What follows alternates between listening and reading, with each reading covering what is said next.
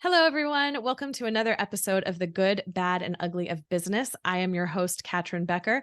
In this podcast, we interview entrepreneurs, investors, business leaders from all different types of industries to realize that we're not actually as alone as we think we are. There's so much that we can learn from one another and realize that we are stronger together. In today's episode, it is my pleasure to have Mike Nguyen. He is the executive director of VN Teamwork, which is an incredible nonprofit serving underserved community here in Houston, Texas. Mike, welcome to the show. Thank you so much. I am extremely blessed to be here with the great Katrin Becker, who I've met last year and gotten to know better and better. And she's just a wonderful soul and spirit in this universe. And so when she asked me to be on the show, it was a no-brainer. So thank you very much. Oh, Mike, it is really all my pleasure. I've always enjoyed speaking with you, and you've got such an incredible story. So can you let the listeners in a little bit more about what you do and how that came to be? Yeah. I'm going to try to give you the short story if I can. So we're a local nonprofit in Houston, a community-based nonprofit. We serve low-income, underserved people, and that ranges anywhere from, of course, low-income community is a big community. It's always a need that never dies. But the underserved community, it could be because of language barrier, it could be because cultural barriers, it could be that they are an immigrant that do not they come from a country they don't trust the government, and then they come over here and don't even realize that there's a wonderful government here in the United States that is here to help them get on their feet. So we're here to extend that arm out to them or hand out to them and help them get on their feet. And that's kind of what we're based on. My dad founded the organization back in 1996. He was a refugee in the Vietnam War, fought alongside with American soldiers. You know, it was a very depressing time back in those 70s. And so anyone that's been alive during that time can attest to it, that it was the last time that we've had a draft. It's also America's deadliest war in the modern times. And then also for Vietnam as well. We lost 2 million people during that time, whether it was in the war or was out in the ocean when they were what you call boat people, and took that journey, which my parents did.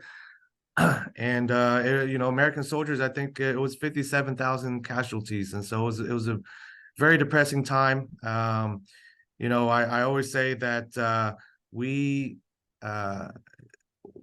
as far as me being first generation born, I was born here in America, and Vietnamese folks like myself, we always heard about our parents' journey as a boat person. And if any of those that aren't familiar with this journey, if you can imagine, bombs, missiles, and bullets going in your backyard and behind in the background, and you get this call and say, hey, there's going to be a boat 3 a.m. in the morning in the pitch black dark. You got to meet at this dock or this pier, route out the beach, wherever it's going to be at.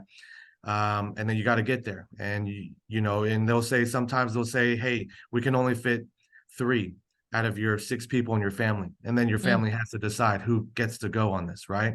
Who gets to go on the next boat, if there is even a next boat. So you can imagine what that goes through. And then they get to the boat, you're getting on a boat.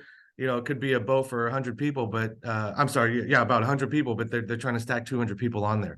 Everybody's desperately trying to just jump on as much as possible. And then you go out to the ocean. I mean, anybody, if you're like me, I am afraid as hell of the ocean, unless I'm on a huge cruise ship or something like that. But if you can imagine just a little boat with a little motor, some don't even have a motor and they're just like drifting out to the ocean. Now you can understand why there was 2 million people that were lost. There's definitely a lot of people that passed during that journey. So it was a journey that a lot of us can't comprehend. There's so many just horrific stories I could tell about that journey that people have told me, and so, but that was the journey. And we were always made to know about that journey as Vietnamese kids. And, I grew up, I was in my 20s, came to my dad one time and I told him, I was like, hey, I really respect the journey you all went through. And I wouldn't be here without it. I'm so thankful for it. But then he was like, okay, thank you. But then I go, hey, but I wanted to talk about something else. And I told him that, I thought about something. And I lived in a different city from my parents for about 7 years. I was like, hey, while I was gone, I thought about something. He was like, what'd you think about? I go, man, I was just driving around. I had nice air conditioning in my car, got my college books with me. I'm going to school. I got a job. I'm enjoying life over here in America. I'm blessed. But I go, what happened? And I told him I thank him for the journey he went through. But I asked him what happened in America during that time, because nobody talks about that. And everyone I talk to about the Vietnam War, no one, if they're a veteran, they don't want to talk about it. Whether they're Vietnamese or they're American, they don't want to talk about it. Yeah, So I've had that really, experience too. yeah, you know about it. And I asked him, what went on? Why is it? What happened in this country? And he was like, I'm so glad that you talked about that. And I told him, I was like, there's a couple veterans that I met in Austin, and they were homeless. And I saw the Vietnam veteran hat on, and so I came to them as a Vietnamese person, and I just shook their hand and told them thank you, and I just gave them some food and water. And they go, oh man, I remember two guys. They go, Mike, that's amazing, thank you. I was like, yes, no, thank you. I wouldn't be here. I was American born, but I wouldn't be here if it wasn't for your help. And I thank you. And I can't believe that you're out here like this. I want to help. And they go, you go, Mike. Well, I told my name, right? But they go, Mike, I appreciate your what you said to me, but they go, you're the first Vietnamese person that's ever said thank you to me. And when I heard that, I was like, wow, are you got to be kidding me? My people, and I felt embarrassed. I felt ashamed. I was like, my people, it's been what, 30, 40 years, and no one has said thank you to you. And you're out here in the street right now, and they go, don't worry, Mike, don't worry, don't feel bad. And I was like, why? Of course I feel bad. I feel ashamed. I'm embarrassed that my people didn't thank you. And I'm an American born one. I was like, the people that came over, they didn't thank you. And he go, don't be ashamed. Don't be sorry, because you know what, Mike, our own country didn't welcome us back. And I went double heartbreak at that point. Told me once I went heartbroken. Second time, I mean, I actually had a tear come out my eye, and I couldn't believe it. I could not believe it. And I was like, what do you mean? He's like, yeah, our own people didn't even welcome us back. They didn't want us back. And I go, but it was out of your control. That was a draft. You didn't even have a choice, And they go, I don't know, Mike. I don't know why, but this is where we're at now. There's a lot of veterans that are out, like me. And it broke my heart. And when I told my dad about that, and I was like, what else went in this country? I've talked to hippies through my time. I talked to all types of people. And I asked the hippie, what the heck is going on? Why were you a hippie? Why did you protest? And he goes, Mike, one person is like, Mike, could you imagine if your brothers and sisters and your best friends, you party with them one day, and then the next day they're gone, and you wonder why they're gone, and then you wait for them, and then Mike, think about it, you wait, and then you wait again, and they're still not coming back. Then the next month they're still not coming back, and then they never come back, and then you see this Vietnamese family come over here with a smile on their face, getting a chance to live life in this, getting the opportunity to live the American dream, getting the opportunity to just live. And then your best friends, your brothers and sisters never come back, and they pass. And that right there hit me. And I said, man, this country went through a lot of suffering, a lot of pain. And I'm over here enjoying all of that, the sacrifice and that went into this country to help us, our people. And I told my dad, it's just crazy that back in 1975 and going forward, this little small seed that was allowed to come over to basically California, and then from California branched out across the United States, and then Houston being the second largest Vietnamese community in the United States. I was like, it's amazing to see that little seed grew into what it is now. And then you got all kinds of non-Vietnamese people eating pho, soup, banh mi sandwiches. Over here in Houston, you have this huge Bel Air and Beltway Chinatown. They call it Chinatown, but now it's changed into Asia Town, because actually there's a huge Vietnamese area now with all kinds of restaurants that people love coming over here to eat. It's just amazing to see that our people were given this opportunity to come over here. But it took the sacrifice of a lot of soldiers and a lot of pain that happened here in the country. And when I shared that with my dad, it was the first time, for the Asian listeners out there, I'm sure you're familiar with it. Our parents don't say proud to us. They don't ever say they're proud of us. And it was my first time. I was 30 years old. And finally, he told me, he was like, I'm proud of you. And I was like, hey, I looked around, I was like, are you talking to me?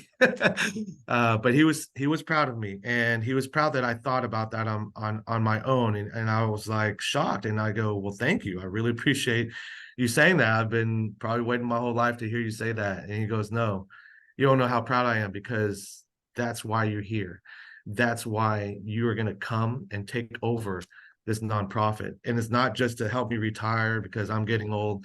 He goes, I need you. You're the one that's American born. You're basically half Vietnamese, half American. You're English as well. I could never bridge the gap to serve outside of Vietnamese community. And that's my goal. That was my dream. He goes, V and Teamwork, the nonprofit. We primarily worked in the Vietnamese community for 15 years. This is back in 1996. I joined in 2011. And he never made that cross. And we are a staple in the Vietnamese community. As an immigrant comes over, we don't even need to advertise anymore. And I'm not trying to just like, you can toot your own horn. It's okay. Toot our own horn here, but we're a staple.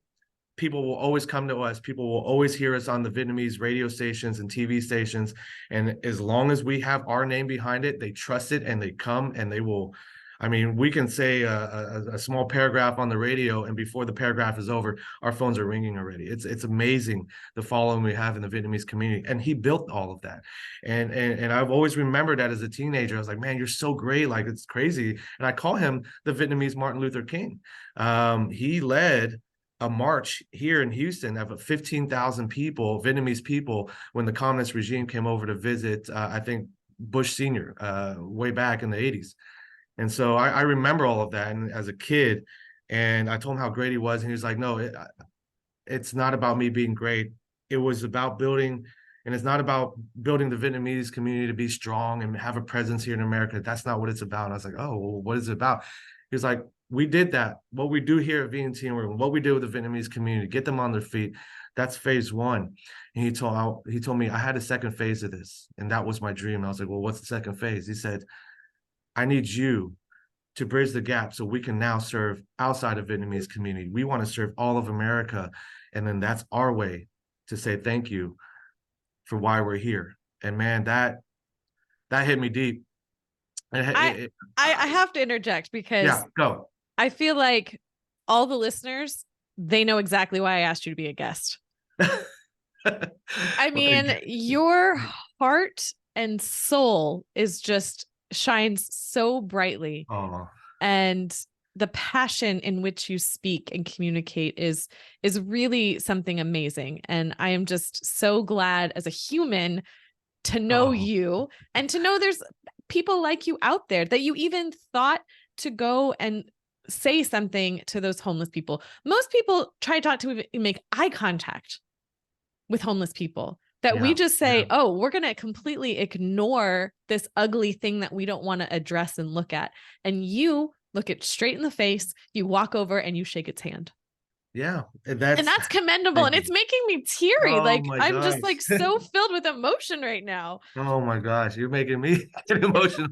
You totally won my heart. Thank you for those kind words. And you're right. I mean, I don't know where I get this empathy from, but I've always had it. I always felt like I was given this gift of like pure empathy. Like, I mean, it don't matter who it is. If I look you in the eye or I see you, I can't help but just jump into your shoes and just see what happened, what might have happened in your life.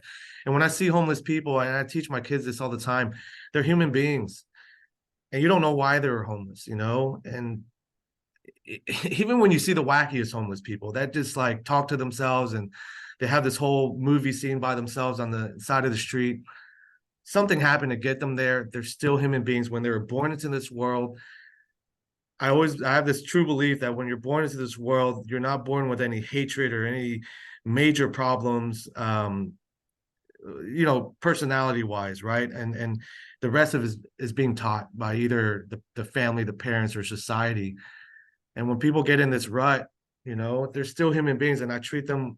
I do this all the time. Everywhere I see a homeless person, I don't try to give money. I try to give food, things like water, especially right now, it's hot outside. I'll bring cold water out, and I see them around my office all the time, and they know me now, and, and I like it because it's like, you kind of, if anything, they have the ear to the streets, right? They live on the streets. And you But feel that's this such like, a it's such a good point though that you make about how being negative is almost taught. yeah, Right. I mean, we've said like we've got a lot of animals and we raised some cats from day one and they're so comfortable. They're not scared of cats. And we always have the saying that's because nothing as ever bad has happened to them. They've yeah, never learned to be scared. yeah. And especially, how we started you talking about um, that sort of generational trauma that so many Vietnamese first and second borns have been exposed to. Yet you still have such a positive outlook and so much gratitude and love for life. Where do you think Thank that you. comes from for you? I don't know. I'm not sure. I don't know. I don't know what it is. That's a great question. I never even thought about that. Now you're gonna get me going home thinking about why. Um, actually, no, actually, I have a therapist, and we might have touched on this before. And maybe it came from the strict Asian style culture of parenting. Them never really saying thank you, them never saying I love you. We till this day, we've never still said that word. Hmm. Even though I've tried to preach it. I've tried to preach it in big settings as well. I remember being at and I know we're going off on a tangent here. We'll get back to the whole Vietnamese story, the V and Timor story. But I remember being at a big Buddhist camp. My mom brought me to. She's a heavy Buddhist person. Um, Not my dad so much, but she brought me to that camp, and it was a youth camp. And one time, the monks had this like and these monks flown in from around the world were at this thing. And so they had us all get together, and the parents came on this one day. The parents were had the opportunity to be at the camp as well. So they had all the young people on one side and all the parents on one side. And it was at least 200, 300 people in that camp. It was a lot of people. And then the monks kind of had like a just open mic, whatever you want to talk about. And they had talked about all this like life and what a Buddhist monk would talk about, just kind of be peace and all of that stuff, right? Do things for others. But I had an open mic, so I grabbed the mic and I said, hey, I feel like there's this void in our Vietnamese culture, and that void is the word love. I don't think anyone says love in this culture, and I don't know why. But when I was going from 0 to 5 years old, I was full-blown Vietnamese. I only spoke Vietnamese, and I learned English from cartoons. Well, after 5 years old, I started going to school. And after going to school, then you start seeing all these other cultures and different parents, and you make friends with non-Vietnamese people. And I remember I would be at their house and I would say, man, I wish I had your parents. I wish I got hugs and kisses and y'all say I love you and stuff like that. I was like, I've never felt that before. And I was always envious of it, right? So I talked about it during this Buddhist camp, and I said, I really feel like it's missing, and that's why there's this relationship between parent and kids in the Vietnamese culture where I felt like it's an employer to employee relationship. We just kind of listen to your orders, and we just need to make you happy because you're our boss, basically. But there was nothing more than that. But in the Asian culture, you get a lot of well-disciplined people that come out, go to school, go to college, and they become very successful. But and I've seen them, they've carried that on to their kids and stuff where they don't say I love you, but then they know how to like make you book smart and make you study, go be a lawyer, go be a doctor. Don't play sports. I mean, I heard that so many times. It was a different culture to grow up in. But when I talked about that, the monks were like, oh, though they said the proud word again. Well, we're proud you brought that up. And my mom was there and my aunts were there. And I just told him, I think it's missing. And I think the relationships would change if we could just add that factor in. And maybe it's an Americanized thing, I don't know, or maybe it's the rest of the world thing. I have no idea, but it's not in the Vietnamese culture for sure. And I remember there was a bunch of clapping on the youth side. So that told me that the youth, that was a void for them as well. And they've thought Yeah. about it, or maybe they didn't think about it and they were like, had the aha moment, like, oh my God, wow, we're missing that. And the parent side was kind of half clapping. And I think the other half was more in shock that this was being said out loud, especially in front of these Buddhist monks from across the world. But the Buddhist monks agreed with me and they said, yes, that is missing. And we need that kind of emotion. And it will help us bring peace and all those things. And I remember after the session was done, the parents came over and then you see the kids all say hi to their parents and some hugged, some didn't. my aunts were telling me, because my mom's sisters, right? And they were like, oh my God, we're so proud of you. And you're right. We do need to say that more. My mom, it was hard for her to even still say it at that moment, right? She Mm, couldn't even say she was proud, but you could tell it was affecting her. yeah. Um, but she ended up showing love in a different way. I mean, she never said it still. And maybe that's a culture thing. And just can't get it out. Like it's hard for her, right? But it's okay because she But took care of me in I other love ways. that you accept, because here's the truth of it. We can't change another person. Yeah. We can only change how we react to Yeah. them. And so I Yeah. love that you said it out loud and were able to come to terms with it in your way and understand that there is still love, there is still affection, there is still all these other things, and it's shown in a different way. And something that's also very interesting that you said was about the employee-employer relationship. Yeah. And I think it's such an interesting thing, and something that's changing in a lot of that perspective as well, is that it's not just about the employees making the boss happy, because we know when the culture is out of whack, then revenue is out of whack. Everything can be out of whack as a result Yeah, of that. that's So right. it's such an interesting correlation. And there's so many parallels that you can make between the work relationships and our home relationships. I mean, people are Yes. people Yes. That's in every exactly what it is. situation. No matter what setting you're in, people are still people. We're still human beings. And I think a lot of people have to realize that we're all humans. We're all alike, whether it be religion, culture, or anything across this world. There's so many different beliefs and different systems and cultures that you got to remember we're all human beings. We're all born as a baby. When you come out as a baby, you crack that first smile and you just look for the simple things like I need food, I need happiness and joy. And really, I really think about when I always think about this in life and the different wars and the different conflicts we have all across the world. We all like the same thing. If you boil it all down, take all the other crap away, we all just want joy, love, happiness for the most part, right? Yeah. Peace. But then I don't know, the powers that be always get us into trouble, right? And the politics and all those things. And it's just like, man, if we could just remember that we're all human beings, um, it doesn't matter what color or anything. It's just one race, right? We're the human race. That's it. We're here on Earth together. We're one And team. and that's the paradox, though, is that we're each so brilliantly, uniquely individuals, right? Like Yeah. there is not another Mike Nguyen out there.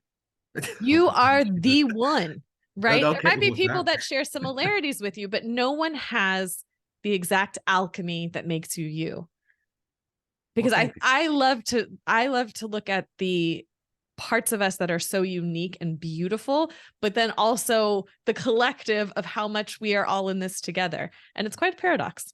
It is. Oh, that's really cool. And you know what? That reminded me of like the Power Rangers, right? Everybody, we're all one, but everyone's unique. And if we could just all team up and do things together, man, what a. And I'm thinking about Power Rangers because Because the different colors. yeah, they're different Yeah. colors, and then they build into this like one big robot thing, right? And when they combine their powers, or like Captain Planet back then, Captain with our Planet. powers Yeah. combined, you know, you know, I always I am remember. 100% convinced that I went into environmental engineering because of Captain Planet. That's awesome. That's awesome. Yeah, you're Oh, right. I mean, God, the whole world could just realize that and take the hatred part out of it, man. It's would be so awesome. well, We would you're think for this doing planet. it. You're Oh, doing it. I'm trying. You are doing it. And I think it's really great for other business owners and, all different people that listen to this podcast to understand what we've talked about, but then also to understand the business side of running a nonprofit. Yeah. Because when you say you're here nonprofit, you just think, okay, this is not a business, but it is still absolutely a business, and Yes. one that is thriving as a result of your father's, having that inspiration to start it and the perseverance to keep it going, and then for you taking over. So please go through a little bit about maybe some of the misconceptions that you have recognized and overcome about a nonprofit and what it actually looks like to run it as a business. Absolutely. Absolutely. So when I had gone to a different city for 7 years, I actually was in Austin, Texas for a while. And I've been in food industry for 13 years to that point. So 16 to like it was like, yeah, 16 to 30 years old. I was pretty much in the food industry. And my dad, he watched me as a manager of this upscale sushi restaurant I worked in. I was the youngest general manager in Austin of an upscale restaurant at that time at 27 years old. And he watched me. He's like, and I think he kind of peeped my game. And that's when he asked me, he's like, hey, you look like you know how to manage. Come manage my nonprofit. And I want to retire, but you can just run the office and I'll do kind of the other work and stuff like that. And it's crazy because my dream was to open up a restaurant. When he was kind of asking me at that time, I was actually opened up my own sushi catering business in Austin. And so I was on my own path and I was like, man, this is my life. This is my dream. I'm going to open up food. I'm going to be in the food industry, whatever. Right. I told this guy no. I told him no 5 different times. He asked me 5 separate different times. Are you sure? Please, I need to retire. Come help me. And I told him no, no, no, no. And why did I tell him no? Because of that word nonprofit. And just like all the listeners out there, you're probably agreeing with me. Now we all thought it didn't make money. So I was like, I'm not going to grow up living like low income. So, I'm not going to get paid working there. So I told him no. I'm like, I'm going to make more money doing the restaurant business and things like that. And so one day he told me, he's like, you should just come back to Houston, just come visit the office and check it out. All right. And I was like, yeah, sure, one day. So I met my to-be wife in Austin, and then we had a child. And when we had a child, I was like, oh my God, this food life, I'm working till midnight and all that stuff and waking up and I'm Every holiday. every holiday. I was like, this is not the life for family life. So sorry for all the food people out there, but I know you know what I'm talking about.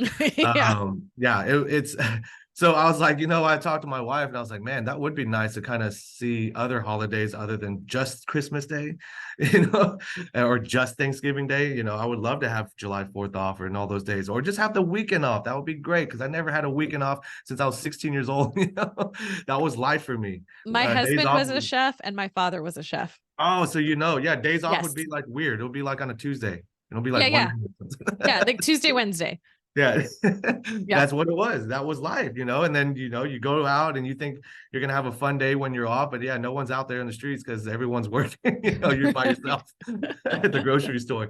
But yeah, so I told him no a bunch of times, but when I had my wife and I was like, man, I gotta rethink this. And my wife kind of told me, you need to talk to your dad and you need to consider it. He's like, how do you know you don't make money? And I'm like, this is not profit. It's like a charity thing, right? And they're probably like just begging for money around and that's how they pay. I was like, I don't even know how they pay themselves. And so my wife said, just go talk to your dad. So we took a trip to Houston and I go visit the office. He introduced me to everybody and I sat in his office and he goes, you know what? And so I told him, he was like, why don't you want to come? I was like, well, I'm considering now because I have a family. I would like the days off, but I'm really curious. I was like, I don't know if I'm going to make enough money to raise my family. He was like, well, what do you think nonprofit is? I just told him, oh, it's probably charity. What do you do, like galas and stuff, or you just ask for grants and stuff, right? And so, but what if people say no and don't give you money? Then what? And he's like, well, I'm glad you asked that question. He was like, let me teach you about nonprofit. And so this might surprise people. Nonprofit is the exact same thing as a for-profit. You run it just like a business. You try to make as much money as you can, and just like a business would. The only difference, he taught me, the only difference between a nonprofit and a for-profit. For-profit, you have stakeholders at the top. So when that money, you take your revenue minus your expenses, then you get to your cash flow. That cash flow is all that person at the top wants because that goes to them. What's the difference between a nonprofit? The nonprofit, you still go through your revenue, then your expenses, and then your cash flow. But who takes that cash flow? There's nobody at the top. And that's the difference between a nonprofit. The top would be a board, and the board doesn't take the money, but the board helps to guide and give advice to where this nonprofit should be heading.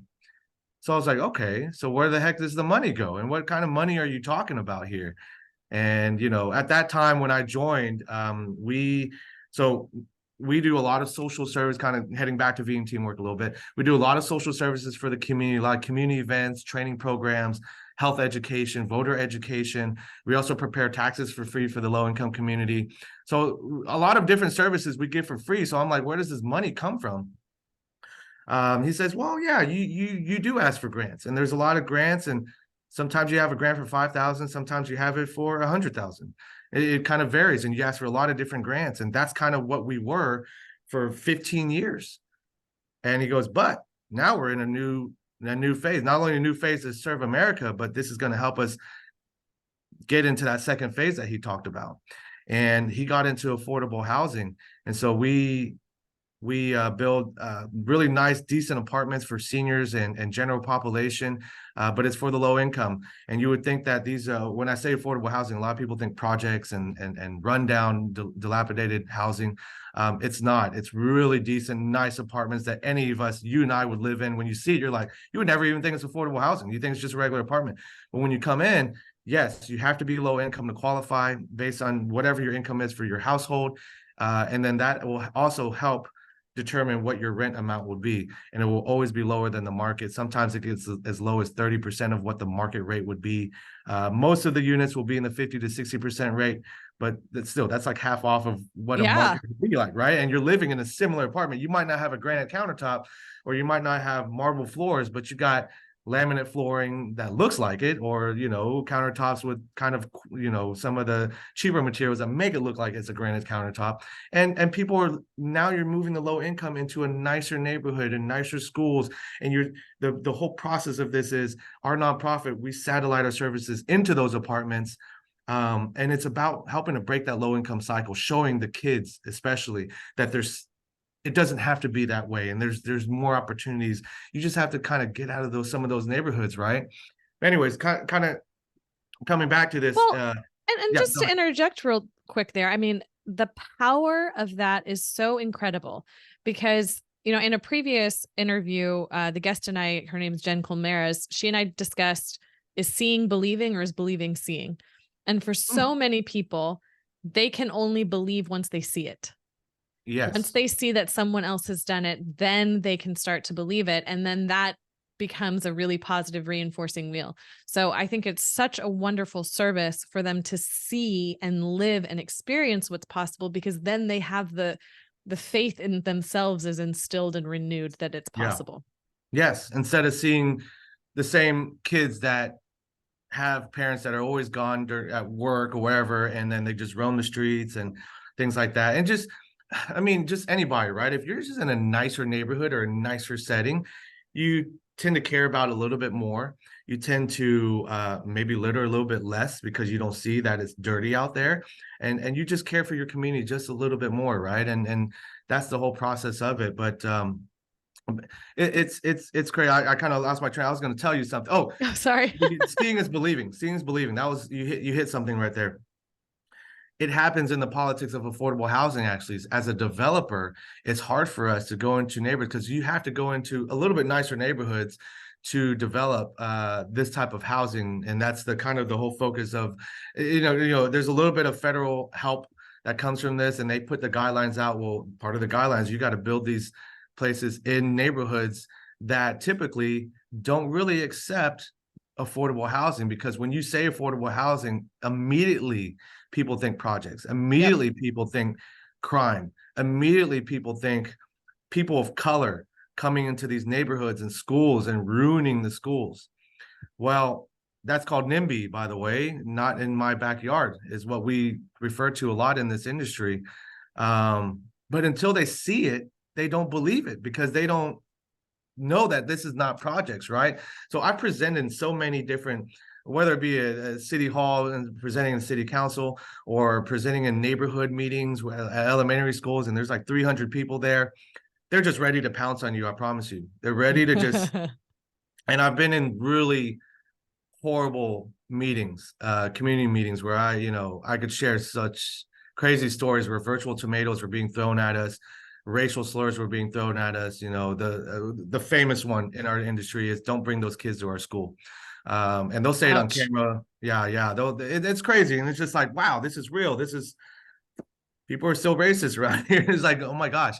I would think that you and I, when we went to school, is so diverse, especially here in Houston, that, I'm just like, I didn't feel any racism, but then to grow up and see that it's out there, it hurts my heart a little bit. That, I mean, you and I are about the same age.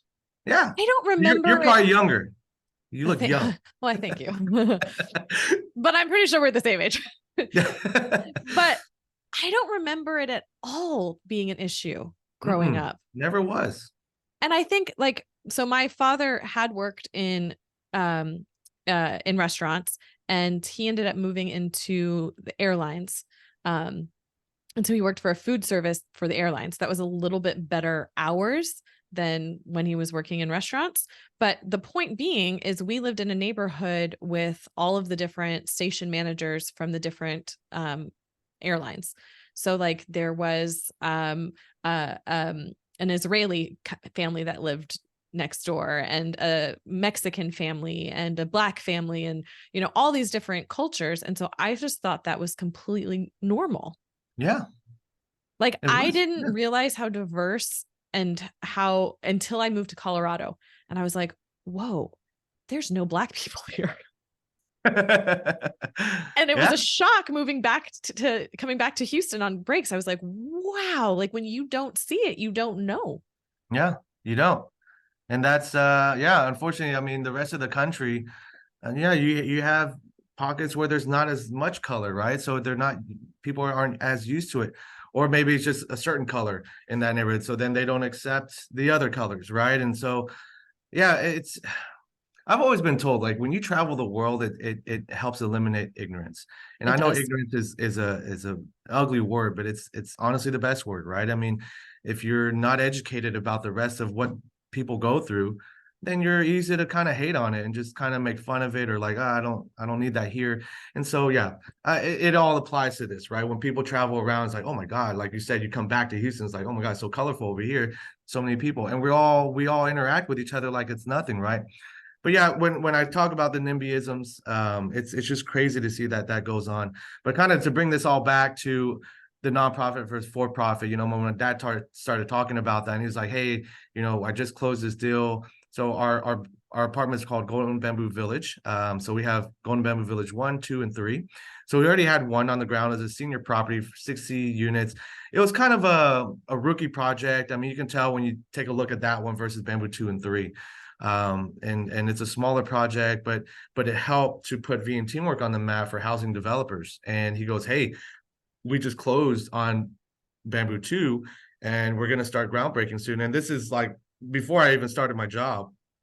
And he's basically selling me on it, because he's like, I want you to become what the seat I'm sitting in here in this office. I want you to sit in the seat. I'll just work in the background and try to make more developments. I was like, really? Okay, well, how much? You know, I'm thinking like, okay, well, do you pay well? That first, before the housing happened, I was like, I don't know how much that gets paid. You know, can I support my family? But then he started talking to housing, and he was like, you think these are rinky dink? He was like, no, these are multi-million-dollar type of developments. And when I saw the plans for Bamboo 2, I was like, oh my God, that's a nice apartment, Dad. Like, that's really nice. Like, that's better than the apartment I live in right now. And I was low income at that moment when I had moved or thought about moving back to Houston with my family. So I was like, oh, that's really nice. I was like, interesting. Not in my eyes perked up, and I was like, oh, there's some money in there. You know, I was like, that's not a cheap apartment at all. That's definitely multi-million. He goes, yeah. So he was like, so I was like, okay. So I started inquiring more. I was like, what do you mean about this money doesn't go to the top type thing? He was like, the same type of money you still want to make as much money as you can. He was like, how much do you think our yearly budget is? I was like, I don't know, hundred, maybe 100,000 or something. And you know, he's like, you can go a lot higher than that. Look at those buildings that we're gonna build. And he goes, this is an annual $1 million budget here, and we pull in at least $1 million revenue. I was like, are you serious? I looked around at the office, because we're still in this like rinky dink office in this Bel Air shopping center. That's like, yeah, we're looking to move out of here when we can. But you know, I'm looking around like, what the heck how has that much money come into this place? Like, this place is, you know, everything's free. So he started talking to me about it. He's like, if you can get more developed, you just do your job very well and make more money. Your job is to make money, make a lot of money. And as that money goes up, you tell the board, hey, we have this much money now, give me this much on the salary. And that's how it works. And I was like, wow, really? So I was like, you mean this is not just charity work? He was like, no, son, this is a business, and you're about to work with all kinds of CEOs and principals of huge multi-billionaire businesses that are developers in this world, construction, whether it's construction, property management. I mean, these are huge firms. And I was like, I'm a little interested now. And so he's like, but first you got to start as an employee here. And then, I'm going to teach you the ways, right? Show you the So ropes. show you the ropes. And so that was, just to make that long story short here, I know any of these stories have not been short, but but yeah, so that is the only difference is a CEO at a company can get paid a salary depending on how much revenue that place pulls in and what they can afford for that CEO. Then you get down to the cash flow.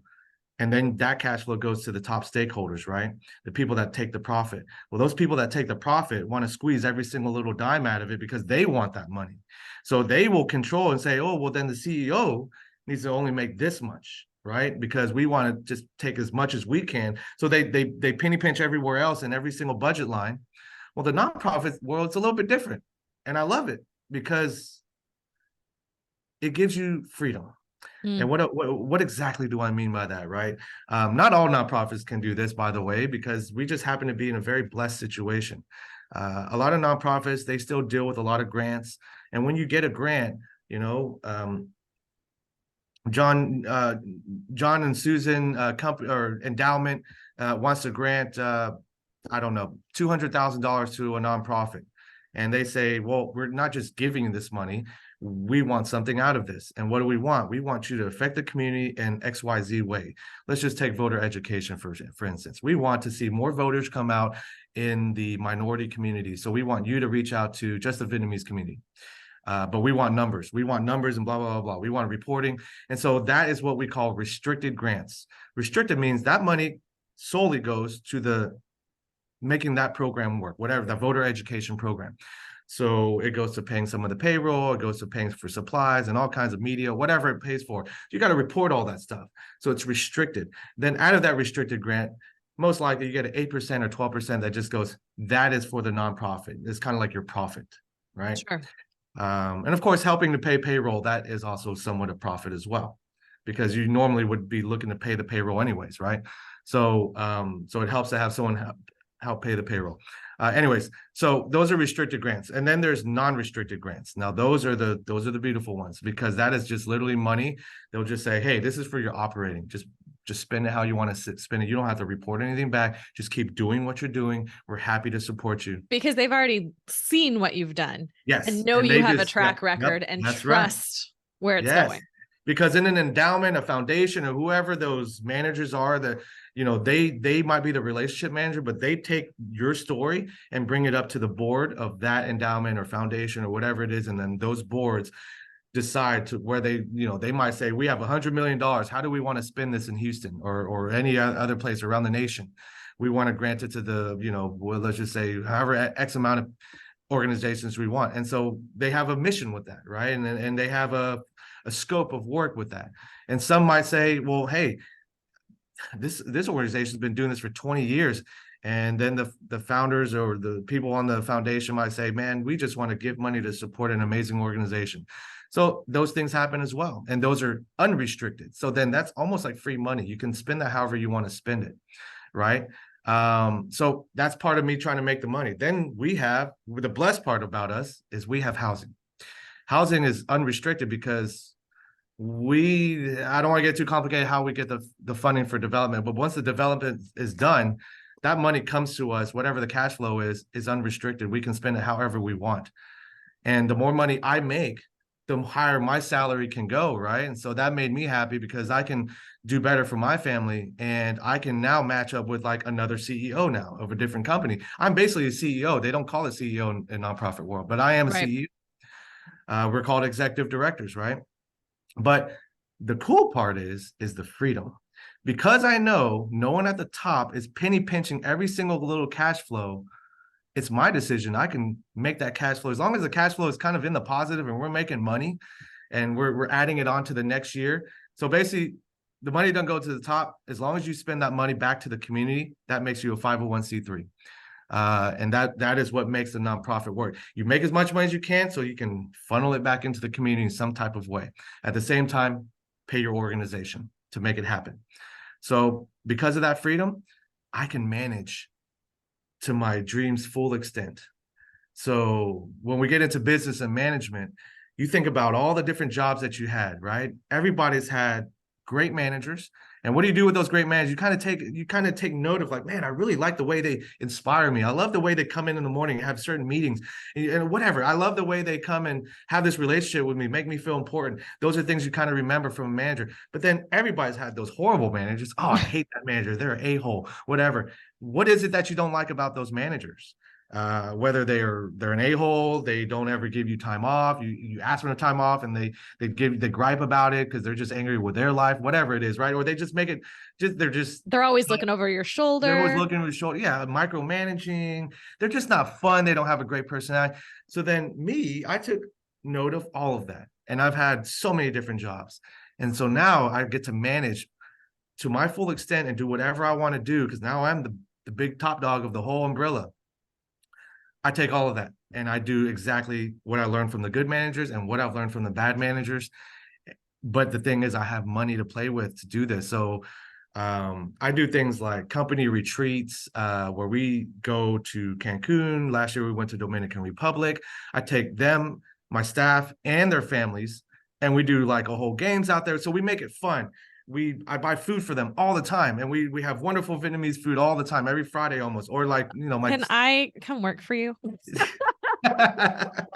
You're welcome, but you're going to be famous. So if anything, I need to come work for you. Whatever it is I can think of, because I want to affect them in a way, because, I pay them decent, right? But in a nonprofit world, you're not going to, the rest of the staff, I mean, I would say it's decent to good. I wouldn't say they're going to be great, right? Like an accountant comes over here, they can make $60,000 or $70,000, but of course you can go be an accountant in a huge firm and make over $100,000, right? Right. But here's my thing.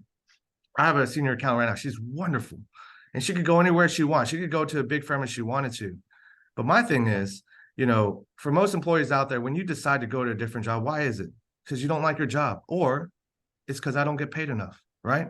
Then you go to that next job, and then what do you get? You get a better job. It pays you a little bit more, right? But what's that pay increase? Whether it be 10,000, 20,000, 30,000, which is a lot of money, right? But then you get into that job, and then you're like, man, the manager's not as cool, the team's not as cool, blah blah blah blah, and all those little complaints, like, oh shoot, did I really make the right decision? Is it worth the money? And that's the exact thing I want my employees to think about. I don't pay you top dollar, but I pay you pretty well, as much as I can afford. But I give you're getting paid in other ways. Yeah. It's just not all dollars and cents. So that's right. It's not all about dollars and cents. And there's when people talk about value, it's not just about money. There's all kinds of value that's out there, all types of wealth. It doesn't have to be just with green cash, right?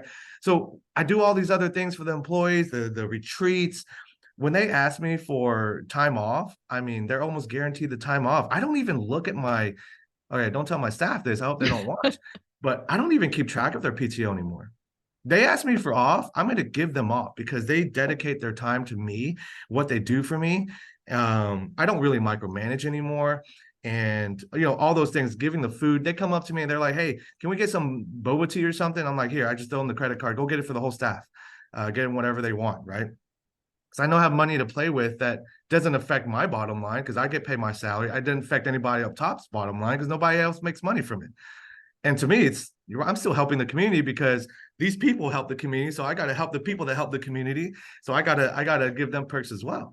So it makes so much sense. And I love the part about the PTO, because if you're in a job that you love, I mean, most people take vacations because they need a break from their life. Yes. So when you're creating a space, and it all comes back to culture. When you're creating a space that people love to be in, like, you don't have to micromanage. Yes, exactly. Because they're happy doing their job and they actually want to come do their job. When they wake up and brush their teeth, they're like, hey, I'm ready to go to work, not just, God, this job again, and that's what I want. I'm thinking about being in their shoes again and thinking about when I hated a job and when I loved a job. How do I get people to love the job like when I used to love a job, right? Or how I love a job right now. And so, yeah, I mean, the PTO thing, it's crazy. It's gotten so ridiculous now. So I know I'm the only job that can offer this, but some of my employees, the Vietnamese employees, they go back to Vietnam And you can't take a Vietnam trip for 1 week because it already takes 2 days to travel over there Right. and then 2 days back. So you got to stay for a while. And there's a lot of places to visit, a lot of different cities to visit. So the typical Vietnam vacation is 3 weeks to 4 weeks. It's a month long.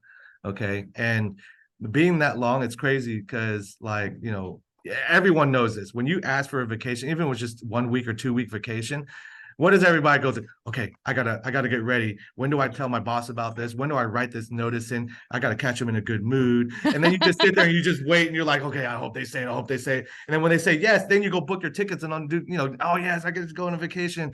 And you try to put it in way. You got to have a 2 week notice or at least a month notice for a vacation. Man, my staff got so used to it now. They go, they put it in. I go, hey, if you can take a month off, you need to at least give me a 2 month notice or 1 month notice. You're going to take that thing.